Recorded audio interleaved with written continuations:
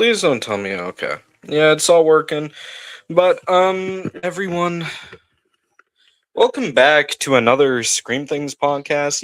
I haven't done a podcast in like God knows how long. It's been like 2 months. No, 3 months almost since I've done one. I've been extremely busy. That's just how life is. I had to move, cat. Actually, no. I had to move, and then December was just kind of like a chill month for me. But we're back with the podcast episode. Hopefully, better than ever. And we're gonna start it off with a smooth, easygoing, slow podcast. We're gonna do a solo podcast just with me, and I'm going to be talking about every single 2025 movie I've seen ranked from worst to best. And gotta admit, there were some pretty crappy movies this year. I'm not gonna lie. However, there were tons of good movies this year. But for my first movie, I actually have Lilo and Stitch. And I didn't even care about it. Like, I was in the theater and I was like, yo, mom, can I just like go see Final Destination Bloodlines instead while you guys see Lilo and Stitch? But no, she already bought the tickets, so I kind of had to see Lilo and Stitch. So I was like, well, damn me, because I'm not really that big of a Disney fan. As you guys know, I really only watch horror movies, only horror movies. And Lilo and Stitch, I mean, can't lie, throughout what I watched of the film, there were some decent scenes where it was like, oh, look at that. That's from the original. That's from the original. Ooh, I know that one. I know that one. But throughout most of it, I honestly just got bored and I was on my phone for a good portion of Lilo and Stitch. If I'm being completely honest, I thought Lilo and Stitch was like the most boring movie of the year. Like I was in theaters and I had to pull out my phone. I've never done that once for a movie ever. Pulling out my phone because I'm bored of that movie. No, I've never done that until Lilo and Stitch. And honestly, thank God it was the back seat because I would have been like, "Oh snap, some people are going to get mad at this. Some people are going to get mad." But I yeah, I don't really care that much. I shall judge this rating. Absolutely. But I don't know, Lilo and Stitch, I just didn't really care about. So I can't really give a rating on it, but it is in last place. I did not like it. However, for wait, how many movies are there? 1, 2, 3, 4, 5, 6, 7, 8, 9, 10, 11, 12, 24. So my 24th spot is Lilo and Stitch, and 23 is Fear Street Prom Queen. Oh man, is this a film? Uh, Fear Street Prom Queen, I live action. We don't talk about it. I don't think it's bad. I just didn't really care. As I said, I only watch horror movies. Like, come on. There's like, there's not even that many non-horror movies on this list. Maybe 10 of these horror movies are non-horror.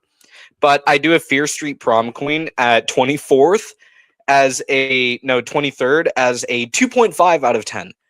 Man, I gotta admit, I love the first trilogy. The first trilogy for Fear Street was so well done. The story was written so good.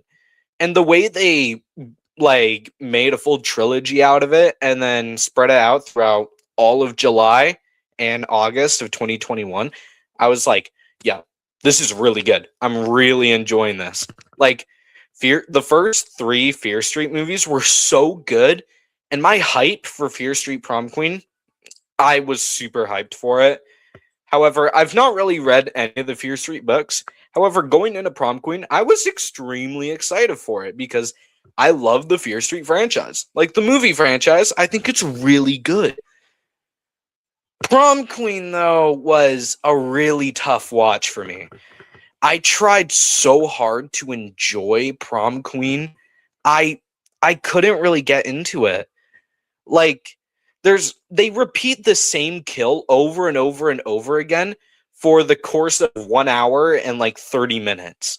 Like literally all prom queen is limbs getting cut off, limbs getting cut off, limbs getting cut off. There's no actual unique kill throughout any part of this movie. It's extremely ridiculous. And don't even get me started on the killers. I thought they were going to at least tie Prom Queen to like other films in the franchise. Like cross it over between 1666, 78 and 98 or 94. I was like, come on, you got to make a connection to the other Fear Street movies. And come on, there was no connection to any of the other Fear Street movies. Prom Queen was completely disconnected from the entire franchise. It was like its own kind of like, it's kind of like Until Dawn, where it says it's a part of the Until Dawn or Fear Street universe, but it's kind of like a spin-off. And Fear Street Prom Queen really felt like a spin-off, and I couldn't really get to it. And the man, Eli Cortez, what is up, man? Don't forget to slash that like button and sub to this awesome channel. We all know that. We all know that. That is perfect. Thank you for coming in, man. Oh, you came in time for Plays 23. Yeah. But overall, Fear Street Prom Queen was just like a whatevs. And next up, we have Love Hurts with I forgot his name, but Sean Astin is in this from Goonies and Stranger Things. So that's like the only guy I actually know from Love Hurts. I watched this one in the theater for a date night that I guess you could call it. I went with my dad and his girlfriend, so we all like we watched it, and it was like, I gave this one like a 3 out of 10. It's just not that good. It's not good. Like, there's maybe like one or two cool fight scenes. There's no actual chemistry between any of these characters. The characters are extremely forgettable. I think this is just kind of like a filler movie for Valentine's Day to make some money. And it did such a terrible job at it. Love Hurts was like the most. I wouldn't actually. Yeah, I would say it's like the worst Valentine's Day movie of this year. And there's only 2 Valentine's Day movies of this entire year. And one of them is in my 4th spot on this list, which we'll be getting into. In 21, we have Strangers Chapter 2. 5 out of 10. I'm not going to lie. I have absolutely no hope for the new Strangers movies.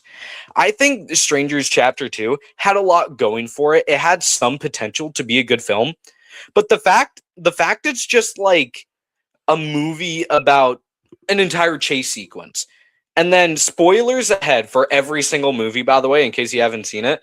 But why? Why are we getting an explanation and like getting the full-on truth of the strangers? Like, it's completely unnecessary. Like, the one reason the strangers were actually scary was because you knew absolutely nothing about them. You knew nothing about the strangers, and Strangers Chapter 2 completely took all of that and just threw it into the trash. They took what was supposed to be a prequel trilogy and then turned it into a remake trilogy by killing Pull-Up Girl or Lady Pull-Up Girl. You see, I don't even remember the names of the strangers. All I know is Dollface and Sackhead. Man in the Mask is what they call him.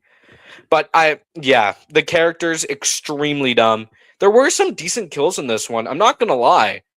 Like, there were some decent kills, some cool scenes. It was a fun movie just to like kind of watch. I was like, you know what? I have some money. I want to go watch a movie. So I just went to the movie theaters by myself to watch Strangers Chapter 2, and I thought it was a fun experience. Overall, it was just kind of like, I didn't really like it that much. I never heard of Love Hurts, but I saw it didn't do well anyway. Yeah, it didn't really do well.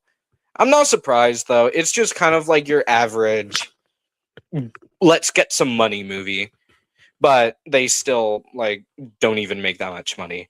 In 20th, I have Megan 2.0. Yeah, I somehow managed to watch Megan 2.0, and I actually wasn't expecting it to be this decent. Like, it's such a mediocre movie. I would say it's more on the bad side, but I still gave it a 5.5 out of 10. Like, I thought the first Megan movie was like a solid 7 out of 10. Like, I thought the first Megan film was decently enjoyable. But then Blumhouse just started glazing the absolute hell out of Megan.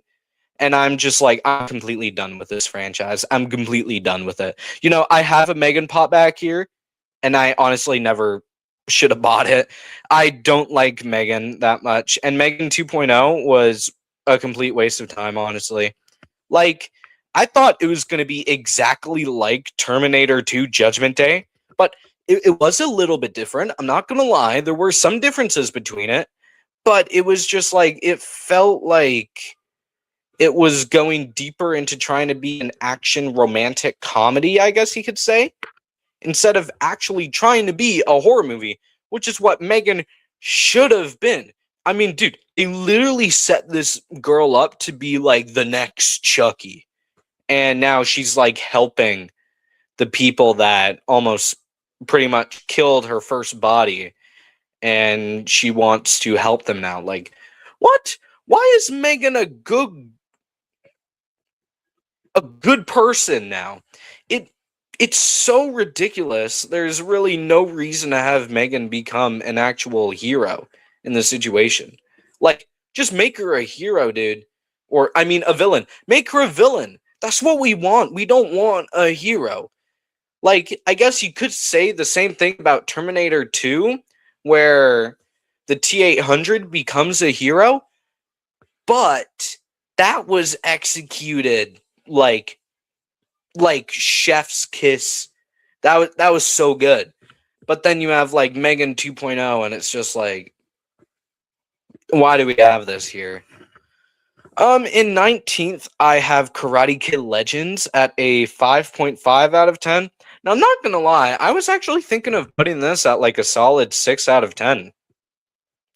I thought Karate Kid Legends had some cool scenes. I thought that end fight and the whole montage between training the dad and the whole like ranking up in the tournament like montage, I thought that was good. I thought Li Fong was a cool character. I thought the girl was a cool character. The chemistry was pretty decent actually. But it's like half of the movie is just about boxing. It's not even about karate. Like, dude, Karate Kid Legends. It's literally in the name. And Ralph Macchio is barely in the movie. He's in there for like 10 minutes. And he's just like, he's gone. Nostalgia bait, I tell you. Nostalgia bait. And they do the same thing in one more movie that I'm going to talk about. Yeah, one more movie. Next up, I have Happy Gilmore 2, 5.5 out of 10. Gotta admit, that whole golfing sequence with Eminem, I love that. I just love Eminem, so it's like, Eminem's cool. Eminem's a cool dude. Come on, you can't really go wrong with Eminem. But Happy Gilmore 2 is just kind of like, there's some cool jokes in here. And it's cool that they got Adam Sandler's actual family to play his children. But I don't know. There was so much potential in Happy Gilmore 2. I feel like they just kind of like wasted it. Honestly, they shouldn't even have made it in the first place. Like, Happy Gilmore 1 is one of the best comedy films of all time. And there are certain comedy movies where you don't need a sequel. Some like Grown Ups and Grown Ups 2, both of them are good, great movies actually. But then you have Happy Gilmore 2 and it's just completely mediocre. It's not that good. So I gave that one like a solid 5 out of 10 in 18th place. But overall, I thought the acting was kind of decent, I guess.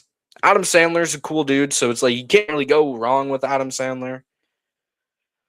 But yeah, in 17th we have I Know What You Did Last Summer, 2025, the remake. Actually, no, it's more of a requel.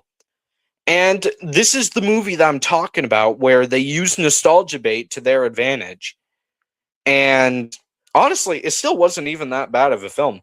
I thought the killers were actually pretty decent. Stevie was kind of mid, but having Ray come out to be a killer, I was like, wow, seriously? Ray turns out to be the killer in the brand new film. I was like, yo, what just happened, dude? I was not expecting that. So I was like, okay, I like the killers. Some of the kills are pretty decent, but they took Julian. She's only in there for like 6 minutes, dude. She's in there and she helps the main girl out, and then she's in the ending for like 2 minutes, and then she's gone. She vanishes. She goes to hell or somewhere. I don't know where she goes. Like Julie's barely in this film. So like, I Know What You Did Last Summer is like the most basic movie ever. It starts off exactly like the original, which honestly, I'm not surprised. It's a requel. It's supposed to start off exactly like the original. I mean, that's what requels are. It's remaking the first film, but not necessarily remaking the first film. It's like remaking it as a sequel. So it's like a requel. Yeah. In 16th, I have, or no, would it be 16th? No. I don't even know anymore, but we have 28 years later at a 6.5 out of 10. I don't know. 28 years later, I thought had a really good start. Like the first hour of 28 years later, I was entertained, man. I was locked in. 28 years later, started off and I was like, okay, I'm really focusing on this. This is looking real good. And then we get to the second half and it's just like, come on, dude, what is this? I mean, the second half isn't necessarily bad. It's just like really, really. You need a lot of patience to watch the second half of 28 Years Later. But I gotta admit, I did really like that ending. And Bone Temple looks to be a good film. However, I actually might even say 28 Years Later is the weakest bunch of the 28 Later franchise. But, or I could argue that Weeks Later could be actually a little bit worse than 28 Years Later. 28 Days Later is the obvious favorite. I mean, you can't go wrong with 28 Days Later, dude. That was good. But 28 Years Later is just kind of like, eh. It's like, kind of like, wasn't that good, but my dad wants to watch Bone Temple, so I might watch it with him. I If you've seen my trailer reaction, I think Bone Temple looks pretty good actually. And I said the same thing about 28 Years Later, and look at where that went. But 28 years later, I'm not saying it's bad or anything. 28 years later was still a good movie. It's just kind of on the lower end of it. It's more going for a decent film instead of being a good film. After that, I have The Monkey, which I was kind of like in and out of my phone and the TV watching The Monkey, so that might be why it's a little bit lower. But man, The Monkey had some wild kills in this one, dude. I mean, just for the kills itself, it gets a bunch of points. I mean, come on. That bus scene. Oh, that bus scene, man. Where the bus and like all of the high school students coming back from a game because they won, and then a truck just drives by and decapitates every single kid looking out of that window. I was like, holy crap. What the hell just happened? The Monkey was like, it did not hold back, man. Honestly, I think the director of that one, Osgood Perkins, right? Wasn't it Osgood?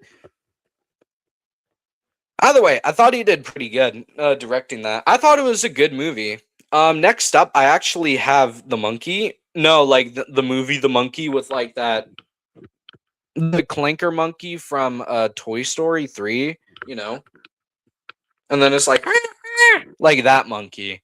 I thought that was a good horror movie, but next up, I actually have Until Dawn at like my 15th place. Um, honestly, this might be a hot take to some people, but I thought Until Dawn was a good movie.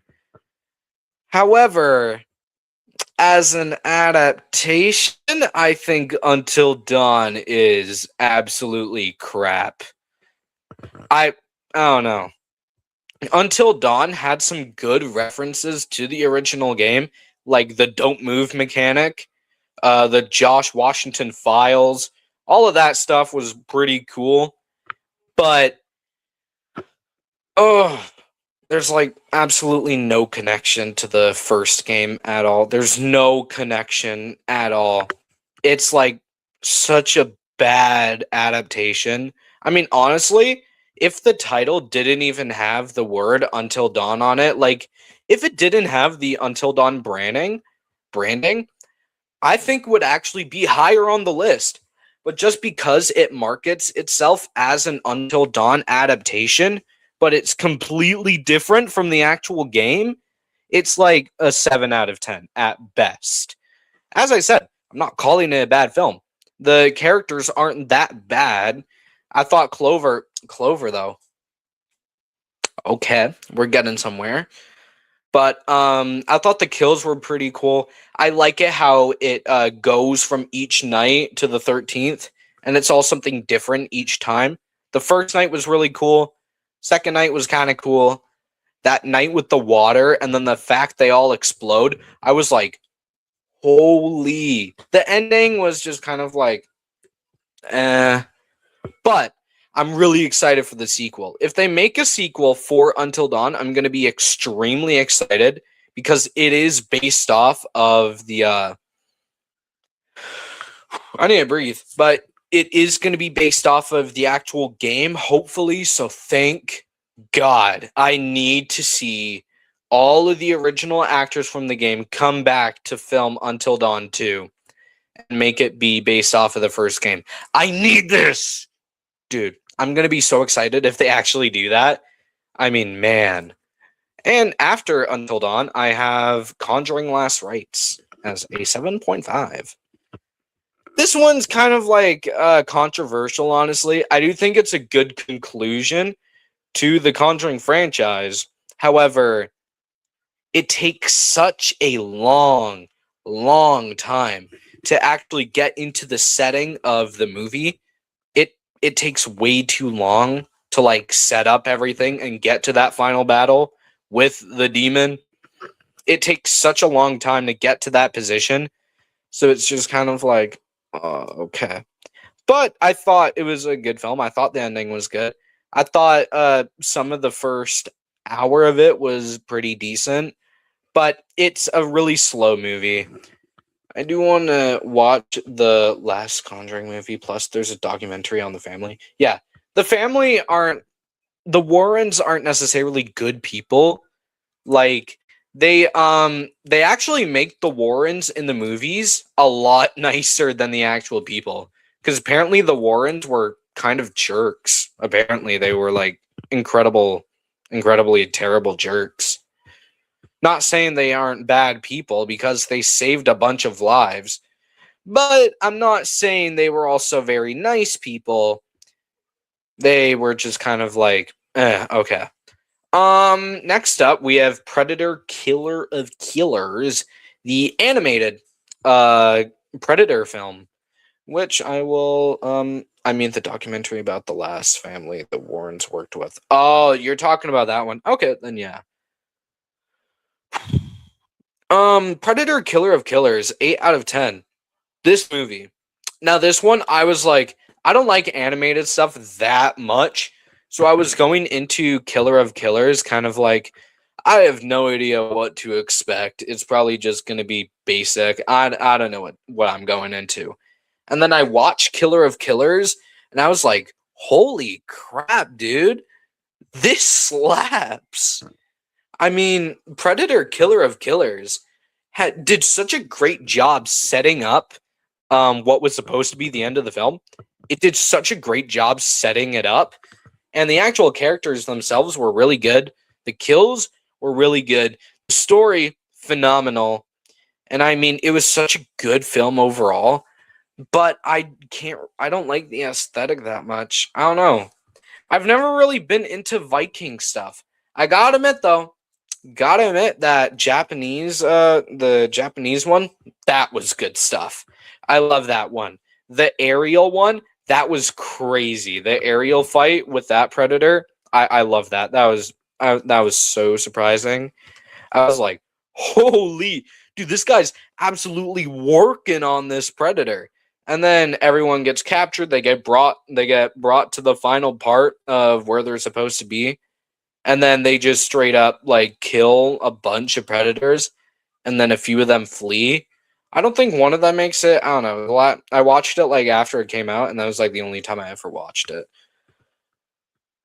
But overall, I thought Predator Killer of Killers was a very solid entry into the Predator franchise. I think it's probably my third favorite Predator film alongside Prey, and then the original being my favorite.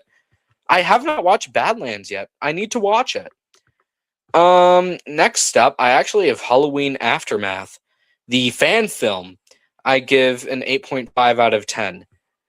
This film, just by the trailer, I could tell I was gonna love Halloween Aftermath. And then I watch Halloween Aftermath, and I was so shocked. This film, as much as I say it was a little bit too long, God, dude, Halloween Aftermath was crazy. There were some good kills. The characters, the chemistry between the characters, great. The actual ending was pretty good. The Corey-like character, he was great too. The fact it all takes place between Halloween kills and ends, and how it tries to connect everything in the Halloween trilogy, but bring it into its own like kind of like way. I thought Halloween Aftermath was great. It did a great job at that. I might even say it's my favorite fan film of all time. But that they're also kind of also going up against Never Hike Alone. I might honestly might have to say Never Hike Alone is probably the best um fan horror film, short film of all time. Never Hike Alone is just like, it's perfect, dude. That Jason was absolutely crazy. This Michael is also kind of crazy. Next up, I have, and some of you guys might not even know this movie. I have Exit 8, based off of the video game. This movie was tons, and I mean tons of fun.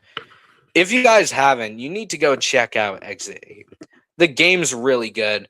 I've played it multiple times. It's such a fun game. And when I watched the movie, I was like, okay, I wonder how they're going to turn this into an actual movie, because it's such a confusing movie. Exactly. See, I was like, I don't think you guys are going to know about this one. But yes, there is an Exegate movie, and I managed to get early access to the film. It was supposed to release in September, but I managed to watch Exit 8 in August. So I was like, let's go, dude. And holy, Exit Gate slaps. It's so good compared to the actual game. Like, honestly, it's pretty much spot on to the game. It's actually probably the best video game adaptation movie of this entire year, except FNAF 2, and FNAF 2 is up here. Exit 8 was crazy. There's a really good twist in the film. This film is filled with twists. I was honestly kind of shocked by it. If you guys haven't already, please go check out Exit 8. It's a crazy fun movie. I'm not even gonna lie. There were some scenes where I was like, did that just happen? And you're gonna be shocked by the plot twist. The plot twist was kind of crazy for Exit 8. I'm not gonna lie. Overall, I gave Exit 8 an 8.5 out of 10. And next up, we just have we have two more 8.5 out of 10s. And then we have 4 9 out of 10s, and then we have 3 10 out of 10s. And the 3 10 out of 10s are all horror movies. And yeah. So after Exit 8, we have Fantastic Four First Steps. Man, that space sequence from Fantastic Four, holy crap. Holy crap, dude. The CGI there was just absolutely wild. The fact they're fighting the Silver Surfer in a whole elaborate chase sequence across the black hole was just wild. Oh, okay. I'm not gonna. Well, This is a spoiler thing, so yeah. I gotta admit though, that whole black hole sequence though, that was crazy. The fact they're getting chased by the Silver Surfer, and then they start fighting her in light speed. In a light speed like turn of events. Like, dude, that was crazy. And then the fact they talk to Galactus, and then Galactus is like, "Oh hell no, you really pissed me off, man." And then Silver Surfer's like, "Okay, I guess I have to help him. I mean, I'm the Herald, whatever." That final fight as well was crazy with Silver Surfer helping out in the end. Goosebumps, man. That was crazy. I do think the ending of Fantastic Four First Steps was a little bit underwhelming. I thought there could have been a little bit more Galactus in the film, and they should have made Galactus way bigger.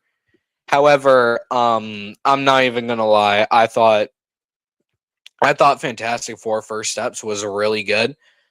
Actually, you know what? I'm going to do a last minute decision here, and I need your guys' opinions. Should I include the Stranger Things 5 finale on the list? Yes or no? Because it is technically a movie. So whatever you guys respond with is if I am going to include it on this list or not. It's a last minute thing. I'd say it is technically a movie. I mean, it's 2 hours and 8 minutes long. I'd consider it a movie. And no, because it's not really a movie. I would consider it a movie, same as the season 4 finale. However, I did watch the finale in theaters, but it is a part of a series, so I feel like you could say if it's like a movie or not, but I do want to talk a little bit about the finale. I'm just going to say one thing. I thought the finale was a 10 out of 10. The finale, I cried for 50 minutes straight, man. God damn. 11?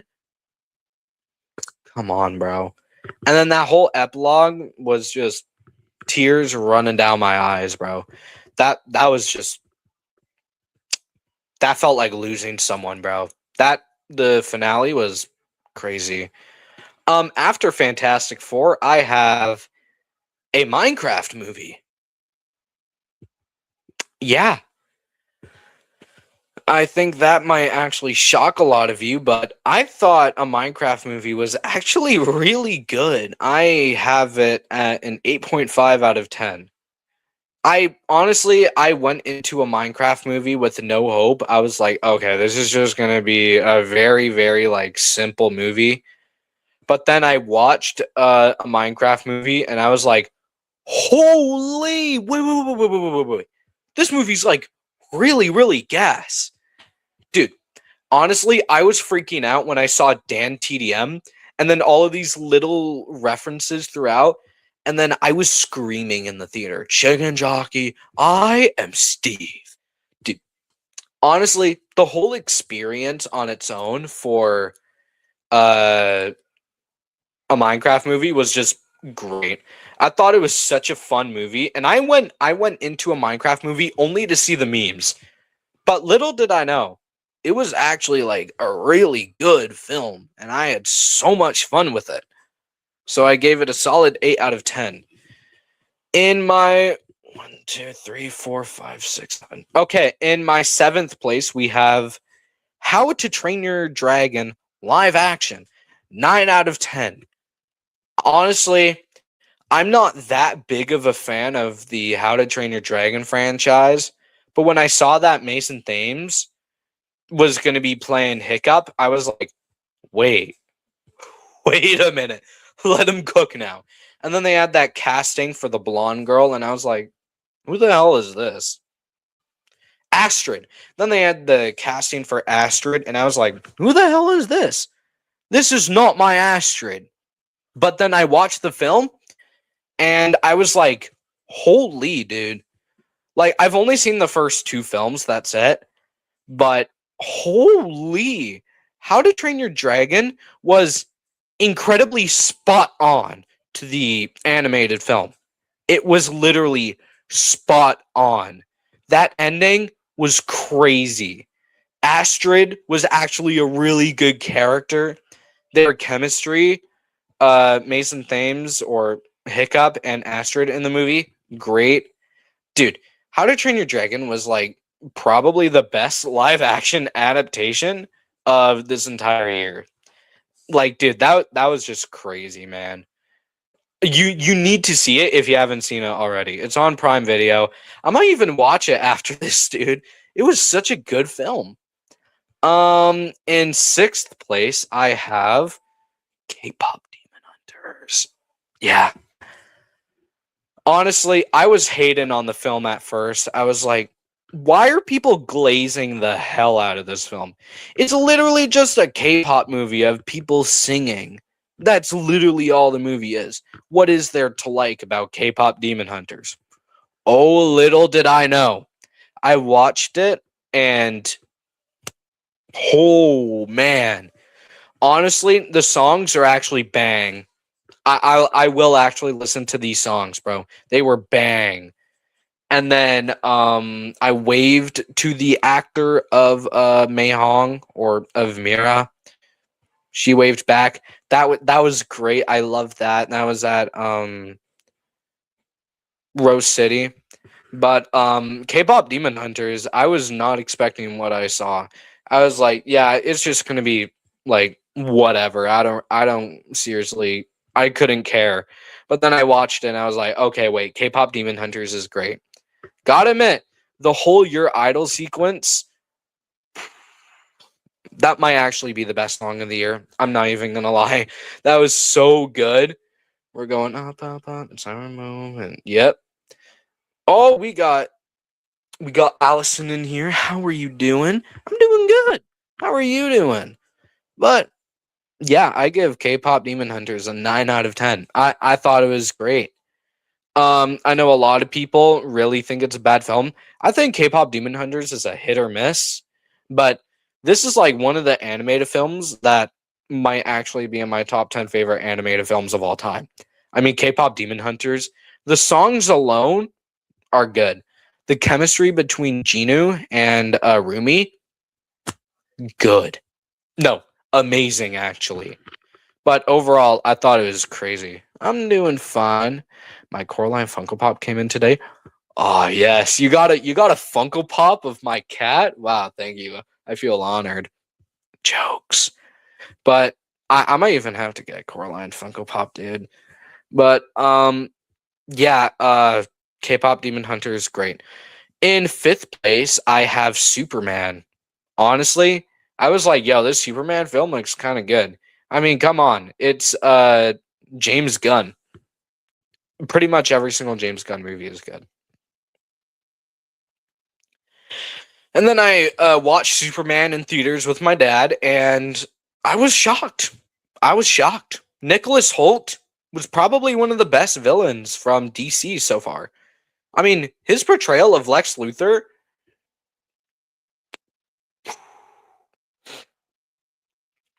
that was intense. Oh man, that was intense, dude. He did so well at making us hate him. He's such a great dude as well. I mean, Renfield is such a great film, and his portrayal for Lex Luthor was crazy. I gotta admit, that whole ending sequence was really good. The sequence with him fighting his clone self, I thought that was crazy. There's so many good scenes from Superman. I could say so much about this film, but I'm not going to go too into detail on this film since it's a superhero movie. We talk horror on here. But in 4th place, And this is the one I've been talking about ever since I talked about Love Hurts like 40 minutes ago. This is the one I've been talking about, my guys. We got Heart Eyes. Heart Eyes, man. I give this one a 9 out of 10, maybe even a 9.5. When I saw the Heart Eyes trailer, I was like, okay, this music is really, really good. I'm still waiting for them to drop the actual remix of Can't Help Falling in Love with You or whatever the song's name is. I'm waiting for them to drop the Hard Eyes remix version of it. I'm waiting. It goes so hard, dude. The whole movie on its own was just, it was crazy. I'm not going to go too into detail on Hard Eyes either, since I made a video about Hard Eyes being the best slasher movie of 2025. So you can go watch that one. But Hard Eyes was crazy. The chemistry between the main characters were great. The kills were great. The ending was good. At first, when it ended off in the drive-in theater, I was like, is that really it? Is that the movie? And then it just kept going, and I was like, wait, this is kind of gas, bro. And then they actually got real killers with kinks of them just wanting to kill, and they're like a married couple. And that third guy was just kind of like a replacement or whatever. He was just kind of there. Overall, I thought Hard Eyes was a great film. And in third place, this one is, oh man, I have Final Destination Bloodlines in third place. I don't even know what to say, man. If you've seen Final Destination Bloodlines, man, you know Final Destination Bloodlines rocks. It's actually the best film of the Final Destination franchise. Final Destination Bloodlines just rocks, man. The cast is so good. Whole man, the cast did such a great job. It honestly wasn't a bad movie. I like the kills, lol. I think it's like one of the best films of all time. Final Destination Bloodlines had so many great kills. The story, they actually had a story for Final Destination Bloodlines. Fun fact, the main actress, Stephanie, she actually graduated from my school. So I was like, holy, wait a minute.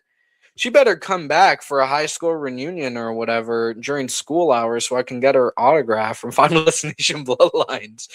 But I was like, holy crap, wait, she actually graduated from my school? That was wild. But anyways, going back to topic. Final Destination Bloodlines was crazy. That opening sequence on its own, I don't think it's as good as Final Destination 2 or 3. But man, it was kind of crazy.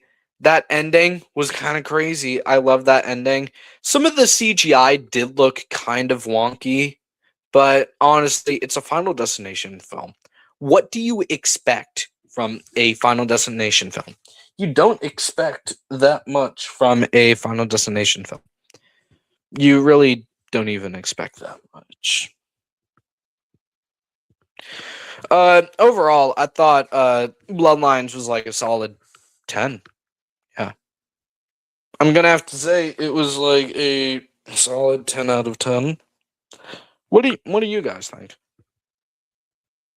Okay, it's working. Yeah, I was just restarting my CD player so I can have music in the background. I'm not gonna turn it up too loud for copyright reasons, but overall, yeah, it was like a top movie. And in second place, I have Five Nights at Freddy's 2. The fan service on this one, and honestly, I don't even care if there were more flaws in this movie than the first film. Just being a FNAF fan and seeing all of these little references throughout, that made my day, man. Circus, baby.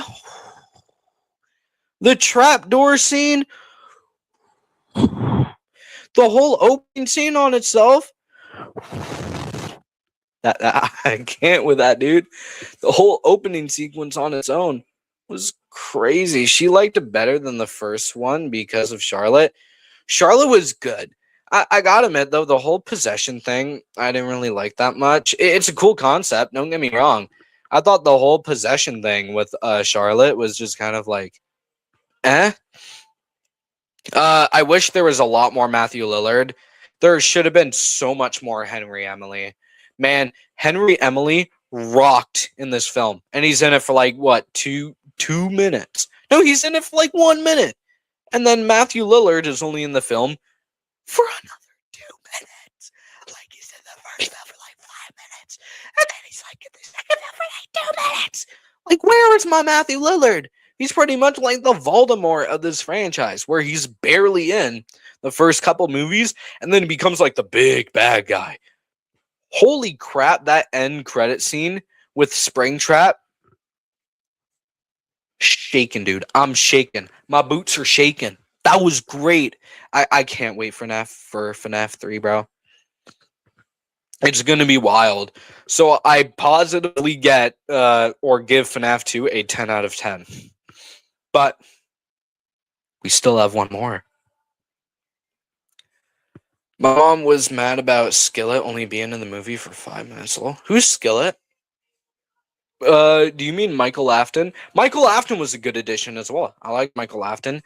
The toy animatronics were cool. I thought the ending was good, but the ending should have not been the ending. Because I think, like, I don't know. I didn't like the ending as much as I thought I was. The guy that played Henry. Skillet? You mean Skeet Ulrich? But yeah, I was sad about that too. Overall, yeah, I thought it was still a really good film. And in first place, you know what? I want you guys to guess what my first place is on my list. And if you guys can get it right, you don't get anything. You get I don't know what you get.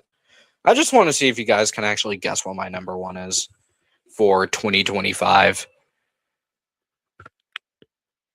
It is a horror movie. And it is a sequel to another horror movie.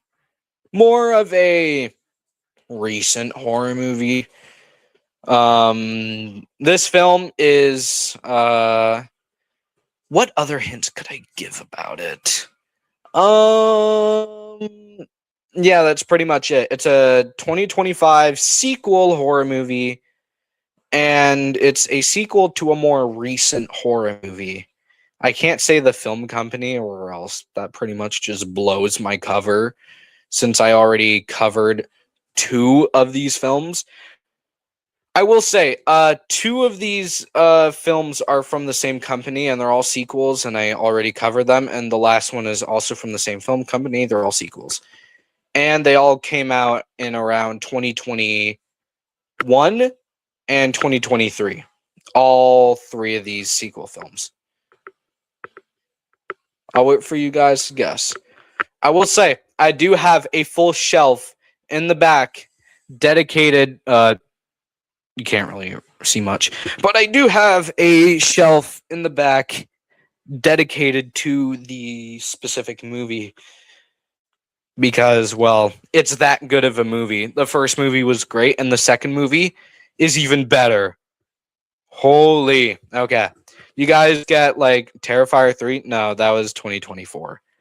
You guys can't actually see it, but if you guys have seen my streams, it's in the middle third row. Middle third row meaning 1, and then 1, 2, and then whatever number 3 is. But I will say there is it's more like supernatural. It's a supernatural sequel to a horror film that wasn't a supernatural film in the first place. Actually, it has some supernatural stuff into it, but the sequel I'm talking about is just full on supernatural, man.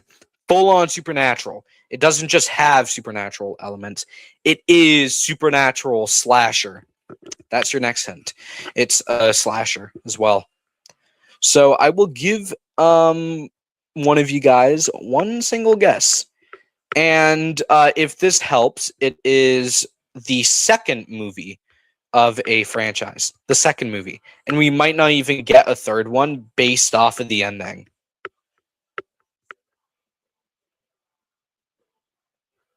So, yeah. You guys get 10 more seconds, and if you guys can guess it, I don't know. You don't really get anything. I just like doing these for fun, I guess. So 10, 9, 8, 7, 6. And if you don't respond, that's all good. 5, 4, 3, 2, 1. No comments. Okay. So the film is Black Phone 2. Yeah. Black Phone 2 is the best film of the year. I don't care. I don't care, okay? Black Phone 2 absolutely rocks. Holy dude. Black Phone 2 was wild, fam. I mean, holy. Oh, man. I literally watched it for my birthday. Bro, Black Phone 2 was so good. Bro, I watched it in theaters with my friend because I could have gone to the theaters alone, but my friend has seen Black Phone 1, so I was like, why not just go with me for Black Phone 2? So we watched it, and gotta admit, there were some really good scenes. What about me? Do you think I'm beautiful? And as he interrupts their kiss, I loved it, dude. That was such a good scene. I watched it on opening day, and there weren't that many people in the theater, but him just saying, "Hey, do you think I'm beautiful?" And then they're just like, "Yo, what the hell?" And then I'm just like pissing in laughter with my friend. We were like actually like full on laughing. Like that was great. And the entire theater was laughing as well. The whole skating sequence, the whole end sequence was wild. I do wish there was a bit more Grabber, but I'm glad we got his backstory. It was pretty much a love letter to the fans of A Nightmare on Elm Street and A Nightmare on Elm Street. Man, oh, dude. And his look, don't even get me started, dude. Man, the Grabber looked phenomenal in this film. And the acting is so much better. Mason Thames, they really show that they definitely have some trauma after that first film. It's really shown in this new film. And I thought it was like portrayed, executed perfectly. I don't think they could have done Black Phone 2 any better. I actually do think it is the best film of 2025, and it's actually in my top 10 favorite movies of 2025. Probably in my top 5. That is how good Black Phone 2 is.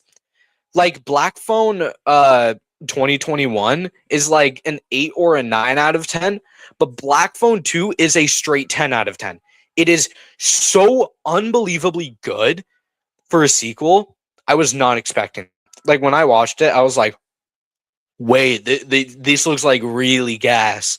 But then I watched it and I was like, Black Phone 2 is way more gas than I expected. That was like one of the best movie theater experiences ever, dude. That was wild. Oh man, I was gonna dress up as the Grabber for the film as well, but that didn't end up happening. But man, Black Phone 2 absolutely rocks. Please go watch Black Phone 2 if you haven't already. But that is the entire list. So we have 1, 2, 3, 4, 5, 6, 7, 8, 9, 10, 11, 12, 13, 14, 15, 16, 17, 18, 19, 20, 21, 22, 23, 24. 24 movies. 24, Lilo and Stitch. 23, Fear Street Prom Queen. 22, Love Hurts. 21, Strangers Chapter 2. 20, Megan 2.0. 19, Karate Kid Legends. 18, Happy Gilmore 2. 17, I Know What You Did Last Summer. 16, 28 Years Later. 15, Monkey.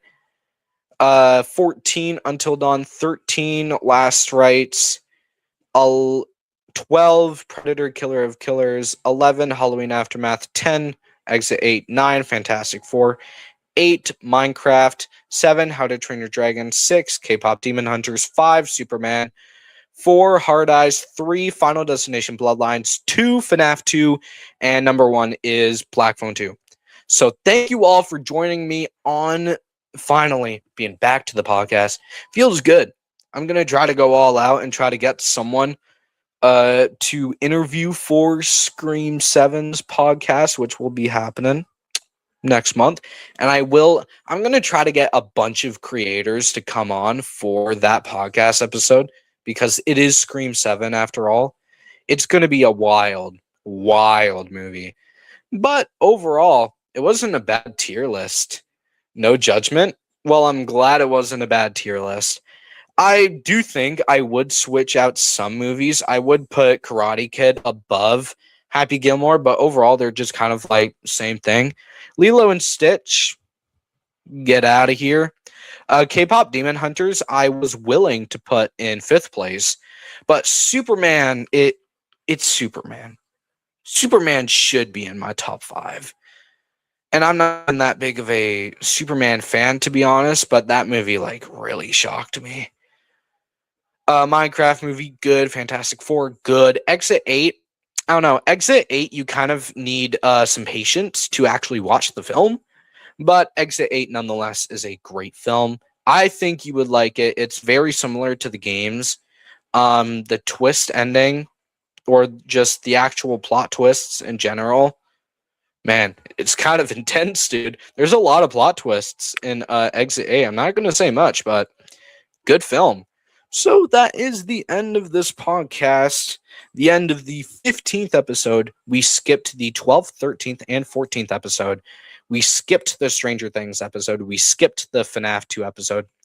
And super unfortunate, we skipped the Return to Silent Hill episode, which I was super excited to talk about because I wanted to get Jeremy Irvine, the actor for James Sunderland in the movie, to come on with me, but people they don't respond to my emails. It's hard to get like actual celebrities on here. He's not even that big of a celebrity either.